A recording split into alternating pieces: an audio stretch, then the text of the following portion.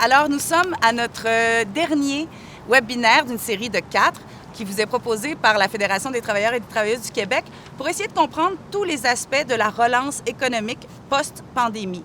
Bon, c'est un peu étrange au moment où on se parle. On est encore, je dirais, dans la deuxième vague de plein fouet, mais bon, un jour, cette pandémie se terminera. J'ose le croire. Je l'espère. On peut l'espérer. Et il faudra relancer l'économie du Québec. Donc, aujourd'hui, on est... le webinaire, le thème de notre webinaire, c'est l'autonomie du Québec dans des secteurs stratégiques. Je vais le redire sans buter sur les mots. Autonomie du Québec dans les secteurs stratégiques. Et pour parler de ce vaste thème, parce que c'est vaste quand même, l'autonomie, nous avons avec nous Béatrice Allain, directrice générale du chantier de l'économie sociale. Bonjour Béatrice. Bonjour. Et Marc Brûlé, coordonnateur du système alimentaire pour tous et également vice-président de la coopérative des serres du Dos-Blanc. Bonjour. Bonjour Marc. Alors, si vous entendez de la construction, c'est bien parce que nous sommes à Montréal et que les projets d'infrastructure vont bon train, n'est-ce pas? C'est juste à côté, il y a un chantier, donc il se peut que vous entendiez au cours du webinaire ceci. Voilà. Mais, pas trop nous éloigner du sujet, on va parler pandémie, pour commencer, la COVID. Sans rentrer dans les détails, j'imagine que comme tout le monde, vous avez vécu la crise, vous l'avez ressenti. Et d'un point de vue plus général, qu'est-ce que la pandémie met en relief au Québec en ce moment? Oh. Bien, moi, je dirais qu'effectivement, dans ce que moi, je travaille, qui est l'alimentation, j'ai l'impression de ne pas l'avoir vécu parce que je suis dedans, je travaille à temps plein dans l'alimentation, donc c'est une dynamique très différente, mais ça a mis de l'avant le fait que, effectivement, comment on peut faire en sorte d'avoir une plus grande autonomie alimentaire, puis se permettre de nourrir l'ensemble des Québécois à travers ça, donc de trouver des stratégies, des modèles, de repenser nos façons de faire. C'était un peu les discussions qu'on avait là-dedans au départ, de se mettre en mode plus de jaser sur qu'est-ce qu'on voit là-dedans. Comment se situe un peu l'alimentation au Québec? Est-ce que vous aviez vu venir qu'une pandémie pouvait créer ce genre de soulèvement-là? C'est-à-dire, est-ce qu'on savait avant la crise qu'on n'était pas si autonome que ça? Bien, on est quand même... Pas si pire, vous me pas disiez si pire. Tout à l'heure. Moi, je pense qu'on se situe quand même assez bien. On est facilement dans l'approvisionnement, 52 d'approvisionnement au Québec avec de la production québécoise, que ce soit dans tous les secteurs, là, que ce soit dans le secteur maraîcher ou dans le secteur tertiaire ou dans le secteur de la transformation. On touche quand même une alimentation, on est quand même assez confortable. Ça ne veut pas dire qu'il faut rester là, mais ça soulève la question de comment on peut aller plus loin, comment par des stratégies on peut développer l'ensemble à la fois de l'agriculture au Québec, mais des marchés qui vont permettre aux gens de mieux s'approvisionner. D'un point de vue de l'économie sociale, est-ce que ça a mis à mal nos entreprises qui sont sur le modèle plus de l'économie sociale ou la crise, justement, vu que c'est un modèle d'affaires qui est différent, qu'on est souvent, on prend part au risque, souvent, si on parle d'une coop ou comme quelque chose comme ça, est-ce que c'était plus résilient, le secteur d'économie sociale, ou ça a été aussi dramatiquement touché? Bien, je pense qu'il y a des réalités sectorielles, il y a des secteurs entiers qui ont été anéantis, puis ça n'a rien à voir avec le modèle d'affaires, c'est que le loisir, la culture, il fallait que ça ferme. Ceci dit, 75% des entreprises d'économie sociale desservent un marché local ou régional. Fait que dans un contexte où les chaînes d'approvisionnement étaient désorganisées et où il y avait un intérêt, pour moi, un des apprentissages importants de cette crise, c'est des choses qu'on dit depuis longtemps, mais à quel point, par exemple, les conditions sociales peuvent avoir un impact économique. L'impact, la façon qu'on produit, donc notre économie a un impact environnemental. Tu sais, quand les personnes âgées sont fragilisées puis que ça fait des vagues là-dedans, bien, on est obligé d'arrêter notre économie. Quand on arrête notre économie, on voit les impacts sur la congestion, sur tout ça. Et une prise de conscience des gens de « wow, si je dois m'en tenir à l'essentiel, est-ce que je suis capable de trouver à manger? Est-ce que mes parents sont corrects? Et là-dessus, je pense qu'il y avait des entreprises d'économie sociale qui étaient déjà nées de ce souci-là de consommer localement. Par exemple, la laiterie d'Outaouais, c'était vraiment une mobilisation pour que les gens gardent un point de transformation laitier chez eux. Alors, des entreprises comme ça ont très bien se sont même Tirés épanouis d'affaire. dans le contexte de crise parce que les gens reconnaissaient et valorisaient d'autant plus cet aspect particulier qui n'était pas juste de consommation, mais de consommer autrement. Est-ce qu'on peut parler de secteurs en ce moment qui vont avoir besoin un peu plus d'amour, je dirais, ou est-ce qu'il y a des secteurs, je sais que vous êtes spécialiste en alimentation, mais si on voit le Québec un petit peu plus globalement, est-ce qu'il y a des secteurs à qui il faudrait donner un petit peu plus d'amour? Je pense qu'on peut parler un peu du pharmaceutique, qui, lui, est quand même un secteur important parce qu'on est dépendant de l'extérieur beaucoup. Donc, je crois que, je parle du Québec, mais aussi du Canada, qui sont en train de mettre en place des stratégies pour pouvoir développer ici, localement, la transformation ou la fabrication de médicaments. Mais, ou de matériel médical. On a bien vu que les masques, c'était un peu étrange, là, cette affaire que la fibre était faite en Colombie-Britannique, envoyée à 3M aux États-Unis, puis renvoyée D'ailleurs, le président a voulu nous les rapatrier, se les approprier. Il n'a pas pu. Il ne peut pas tout faire quand même. Mais donc, oui, c'est ça. Il y a des secteurs comme ça où on n'est pas du tout autonome, en fait. Où, en fait, on est très peu autonome. Bien, je pense qu'il y a deux types de secteurs. Un, c'était des secteurs qui étaient déjà fragilisés avant la crise parce que le modèle d'affaires n'était pas viable. Puis la crise vraiment fait un gros coup. Puis il faut penser à comment on reconstruit, puis particulièrement la culture. Tu sais, c'est pas une denrée qu'on voit, mais on la consomme. La culture, ça allait déjà pas bien. Puis là, on vient de porter un gros coup à l'industrie culturelle. Comment on va refaire des théâtres, des productions locales, l'industrie, le journalisme, tout ça? Il fallait déjà le repenser, mais la crise l'exacerbe. L'autre, c'est la production vraiment de biens et services, puis le processus manufacturier qui est éclaté. Puis là, il va falloir réfléchir comment on crée des conditions pour rapatrier certaines fonctions clés ou du moins faciliter des solutions, d'autres solutions que juste ce gros processus mondialisé duquel on dépend. Oui, je crois que c'est la fermeture aussi des frontières entre les pays aussi qui exacerbent ces espèces de maillons-là, qui pouvaient être des maillons de production dans un pays, des maillons de transformation, des maillons d'importation, et le produit se finissait à un certain endroit. Fait que c'est sûr que ça va perdurer parce que la deuxième vague de pandémie empêche actuellement ça. Les pays se referment encore. Donc, comment les pays vont, y compris le Québec ou le Canada, va pouvoir redorer son économie ou travailler stratégiquement? C'est sûr que l'alimentation me préoccupe parce que on mange 3 fois par jour, 7 jours semaine, sans manger, on n'est plus là. Donc, dans le processus... Sans bien manger, on n'est pas en santé en plus. On n'est pas en santé en plus. Fait qu'il y a des pays actuellement qui sont dans des situations de crise économique et alimentaire assez importantes. Fait que ça, c'est sûr qu'ici, nous, on se positionne assez bien au Québec parce qu'on a quand même une production, comme je disais, importante. Par contre, c'est le maillon de la chaîne. Comment on va soutenir ce développement-là puis cette autonomisation-là davantage, de façon à ce qu'après ça, l'exportation, on était déficitaire, on est rendu, on fait de l'exportation nette maintenant de fruits et légumes à travers le Canada et à travers les États-Unis. Donc, on n'est plus déficitaire là-dedans. Pour le produit intérieur brut, on représente 8 à peu près du produit intérieur brut au niveau de l'alimentation dans les produits agricoles. C'est important parce que ça fait toute monter la chaîne de l'employabilité, la chaîne du développement de la restauration. La restauration, c'est des millions par année qui viennent d'être perdus. Donc, toute cette atrophie-là fait en sorte que la chaîne alimentaire est bousculée.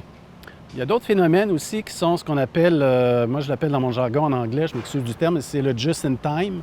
C'est-à-dire que la plupart des entreprises, depuis une quinzaine, une vingtaine d'années, ont développé des stratégies de produire en temps réel.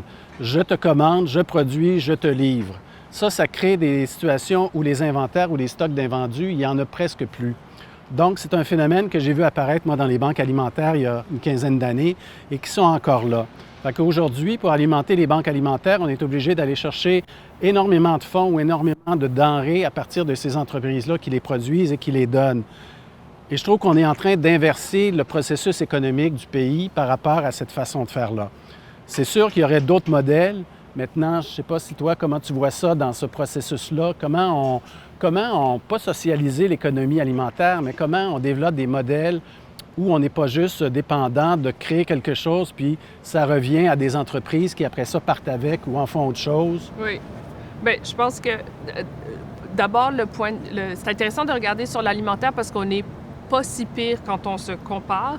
Mais pour moi, quand on parle d'autonomie, des fois, on pense que c'est se protéger par rapport au monde extérieur. Puis on a l'exemple ici, dans une pandémie qui est assez exceptionnelle, on ferme les frontières, puis là, qu'est-ce qu'on fait? Mais la vraie raison, c'est une question de résilience, que ce soit parce qu'on doit fermer toutes les frontières ou certaines frontières où il y a un enjeu de contamination alimentaire, ça fait qu'on ne peut pas acheter de telles filières. Comment on s'assure qu'on est capable de répondre aux besoins de notre monde pareil? Donc, de développer des nouvelles solutions innovantes, de tester des affaires, puis d'avoir plus de modèles diversifiés.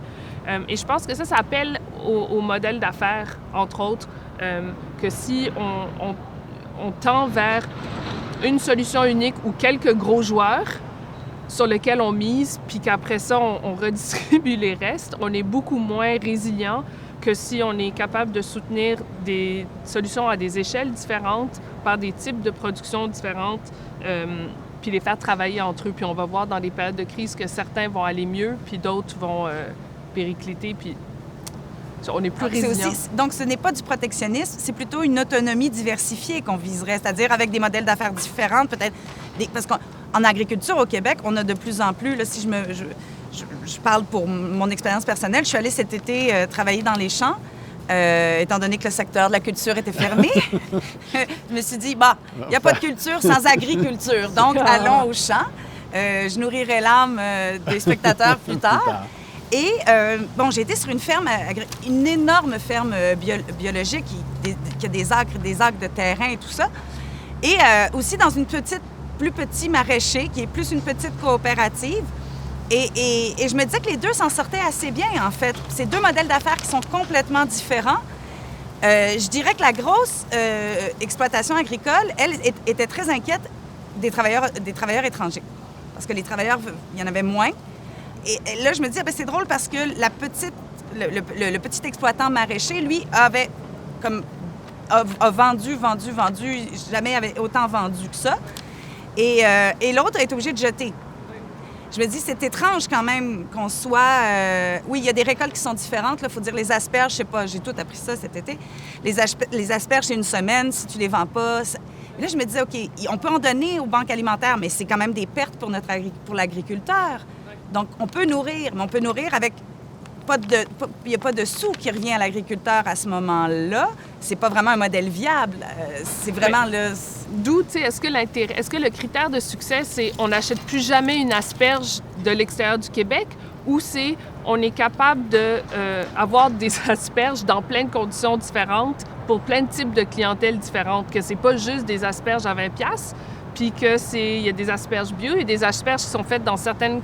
Je pense que cette notion de résilience, elle est importante. Et la question du marché qui sous-tend ça. Si toutes les conditions ne favorisent qu'un type de production à une échelle, on ne permet pas différents modèles de survivre et éventuellement de s'épanouir quand les conditions changent. Quand on parle d'autonomie, est-ce qu'on parle des travailleurs étrangers aussi? C'est-à-dire, est-ce qu'on peut s'assurer qu'ils ont des conditions sécuritaires? On a vu que ce n'était pas toujours le cas. Qu'ils ont des conditions salariales qui sont convenables. Bien sûr, sont convenables si on compare à leur pays d'où ils viennent, bien entendu. J'ai eu une discussion avec Julio. Je parle assez espagnol pour discuter de ça. Il dit, bien sûr que je viens faire une fortune ici, mais bon, ça pourrait être mieux. Tout ça pourrait être mieux. Et est-ce que, dans un cas comme une pandémie qui fait que les frontières sont fermées, qu'on a le tiers des travailleurs qu'on a chaque année, on se rend compte aussi que c'est un secteur qui n'a pas été valorisé au niveau de des emplois. On a oublié de valoriser ces emplois-là depuis des années. Est-ce que c'est les conditions de travail? J'en sais rien. Je vais vous le dire, c'est difficile.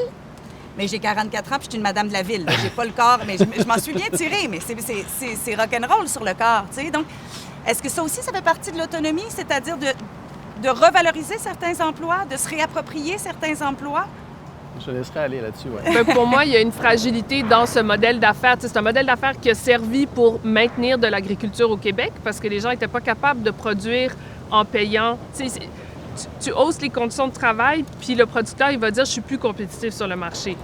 OK, Mais là, on est rendu avec un modèle d'affaires qui dépend de conditions de travail qui sont mieux que le Guatemala. Mais je veux dire, la personne a mieux de pas se plaindre parce qu'elle ne reviendra pas. Elle n'est pas même dans les conditions pour pouvoir les bonifier. Alors, comment on peut maintenir des producteurs de chez nous qui peuvent maintenir une production qui vont être capables d'écouler en produisant dans d'autres conditions? Je pense que là, la pression ne peut pas être mise sur les producteurs qui n'ont pas les moyens puis ne sont pas des mauvaises personnes là pour exploiter. Elle ne peut pas non plus être mise juste sur les consommateurs parce que pas tout le monde a les moyens de se payer, tu sais, que son panier d'aliments triple de prix. Mais il y a des conditions économiques dans notre marché qui ne marchent pas, là.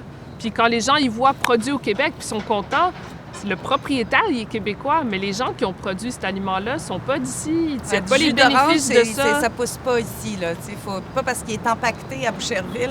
Mais même que les fraises, oranges, même les fraises, combien de Québécois ont travaillé à la production de ces fraises-là? Le propriétaire de la terre, il est québécois. Mais après, ça dépend. Est-ce que c'était une petite propriété cultivée par du monde ici ou c'était des gens qui ont fait rentrer des gens? Puis je juge pas ça, mais je juge les conditions économiques dans lesquelles on produit. Et ça revient un peu à ce que vous disiez tout à l'heure, Marc, c'est-à-dire que là, on va chercher des sous pour les banques alimentaires pour pouvoir faire fonctionner les banques alimentaires. Les agriculteurs donnent ce qui leurs invendus. Je sais qu'il y a plein d'œufs cette année, étant donné que les Cora du Québec étaient fermés, on s'est retrouvés avec trop d'œufs parce que personne n'allait bruncher, ont été donnés, mais il y en a aussi qui ont été perdus, beaucoup. Est-ce que l'État n'aurait pas une façon plus directe, c'est-à-dire que le producteur, le consommateur et le travailleur aussi, tout le monde y trouve un peu son compte. Est-ce qu'il y a une façon de refinancer ce secteur-là qui serait intéressant? Bien, moi, je pense qu'il y a deux notions dans ce qu'on vient de discuter un petit peu de ce que disait Béatrice. C'est qu'on arrive aussi à la problématique de la régulation des marchés. Ce que j'entends par là, c'est-à-dire que si on dérégularise les marchés, on est dans le marché libre. On laisse aller les choses, on fait ce qu'on appelle du dumping aussi, que ce soit des États-Unis ou d'ailleurs. Donc, quand on parle de production d'asperges... Si mes notions d'économie sont encore bonnes, dumping, c'est qu'on vend moins cher pour écouler. On laisse aller, on a des surplus, donc nos surplus, on peut les envoyer Donc, la tomate facilement. Que j'ai trop, je la vends 10 sous, mais le voisin qui, lui, en a juste la bonne quantité pour vivre, bien, il la vend 35 sous, donc il ne vendra pas parce que moi, je le passe. Celui qui produit et qui a une plus-value parce qu'il y a des surplus alimentaires, lui, il va les envoyer sur d'autres marchés. On a fait de la régulation, justement, de marché par rapport à ce fameux dumping-là. Mais il y a aussi la fameuse surenchère mondiale sur les aliments, c'est là aussi. Donc, on achète un aliment, il se transite à différents pays, puis tout à coup, il arrive à un prix quand il est rendu chez toi. Ce que je voulais dire par là, c'est qu'il y a des produits que nous, on a accès en été, par la saison estivale, là, de mars, avril, mai à juin, juillet, août, septembre. Et il y a d'autres produits qu'on ne pourra pas avoir en hiver. Donc, on est aussi dépendant des importations de d'autres pays, comme eux sont aussi dépendants de nos exportations. Donc, c'est l'équilibre qu'il faut trouver là-dedans. Ça, c'est l'affaire de genre, quand tu vas au métro pendant longtemps, il dit tu peux pas acheter des produits locaux parce que c'est mon fournisseur. Il dit que si je veux acheter ces brocolis en hiver, il faut que je continue d'acheter ces brocolis en été. Fait que tous les brocolis du supermarché, ils viennent du Chili, malgré que juste à côté, il y a un champ qui en produit pendant 5 mois de l'année. Les marchés d'alimentation ont tendance maintenant à faire plus de place aux produits locaux québécois de fruits et légumes. On va les afficher, on va mettre les prix, mais des fois, on n'est pas compétitif là-dessus parce que notre coût de production, elle est beaucoup plus élevé. Donc, quand on parle de régulation de marché, ça veut dire qu'on travaille un peu... Moi, j'ai toujours aimé cette comparaison-là avec le lait. Le lait, il y a des quotas. La Fédération des producteurs laitiers produit en fonction d'un volume, exemple par mois. Les producteurs ont des quotas, ils vont fournir ce lait-là. Quand ils le jetaient à l'époque, puis moi j'étais à Moisson, l'idée c'était de dire, là vous avez des surplus parce que vous avez régularisé le marché, ces surplus-là, est-ce qu'on peut les prendre et là les donner? Là, ça c'est une autre paire de manches. Mais quand on prend les produits du marché qui normalement devraient s'en aller, ça ne permet pas de développer l'agriculture urbaine au Québec ou l'agriculture locale ou maraîchère. Donc, dans cette optique-là, il faut réinvestir dans la base, c'est-à-dire les producteurs, la distribution, la transformation et le client au bout de la ligne. Moi, je l'appelle le client, que ce soit celui qui s'en aille dans une banque alimentaire Et dans cette formule-là, il en existe ailleurs dans le monde. C'est ce qu'on appelle une carte alimentaire. Cette carte alimentaire-là, elle peut être donnée aux gens qui ont soit peu de revenus, un peu comme les allocations familiales, et qui permettent à ce moment-là de réinvestir dans le marché. Donc, les gens peuvent à ce moment-là aller s'acheter des aliments dans les épiceries locales, dans les supermarchés, dans les marchés publics locaux, mais pas sur une dynamique de ne pas avoir le choix de ces aliments. Donc, et ça vient... Oui, parce qu'on le sait, hein, la clientèle des banques alimentaires prennent ce qu'on leur donne.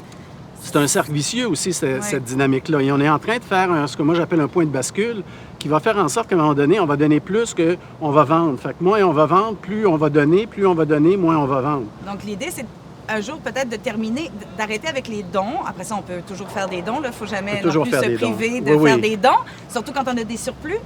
Mais l'idée, ce